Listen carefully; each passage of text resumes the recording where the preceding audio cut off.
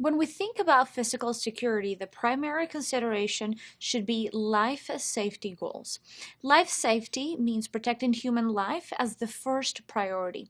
When you have a good plan, you can balance life safety concerns and other security measures. For example, in the event of a fire, a door to prevent unauthorized physical intrusion should not prevent individuals from being able to escape. Right. This door may allow insiders to exit through it after pushing an emergency bar, but at the same time, it should not allow external entities in. Right. A physical security program should consider safety and security mechanisms as well. Safety means the protection of life and assets against fire, natural disasters, and devastating accidents. Security should protect against vandalism, theft, and attacks by individuals. The objectives of the physical security program should be based on the level of protection for the various assets and the organization as a whole. This level of protection depends upon the company's acceptable risk level. This acceptable risk level should be calculated from the laws and regulations an organization must comply to and from the threat profile of the organization overall.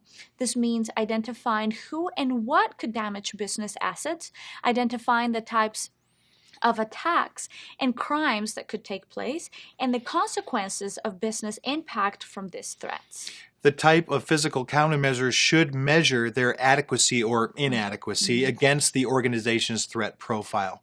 Threat profiles vary from one organization to another, as you can well imagine. Correct. And the security team should understand the types of attackers, the capabilities of these attackers, and the resources and tactics these individuals would use.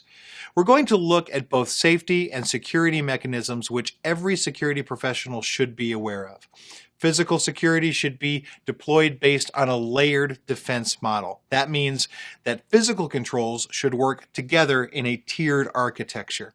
Even if one layer fails, the other layer should protect the valuable asset.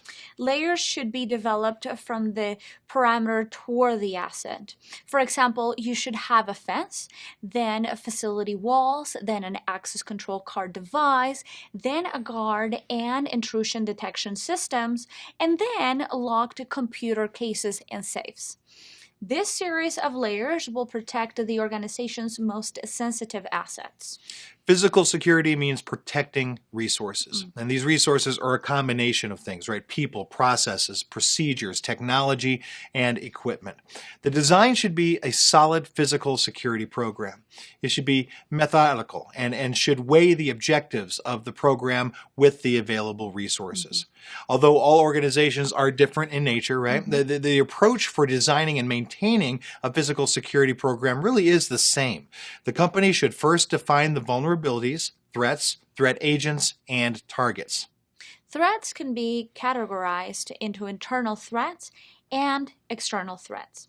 Internal threats include faulty technology, fire hazards, or employees who aim to damage the company in any way. External threats come in many different forms.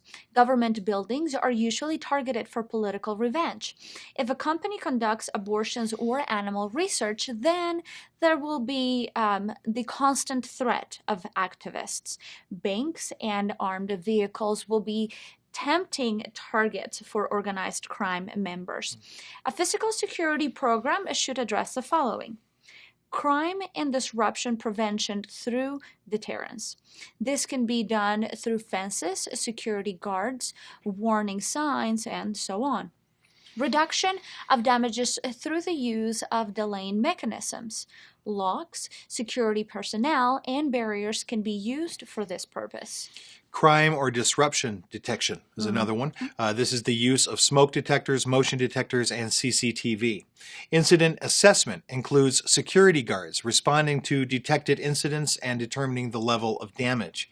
Response procedures. You can use fire suppression mechanisms, emergency response processes, law enforcement notification, and even consultation with outside security professionals if that's what you need.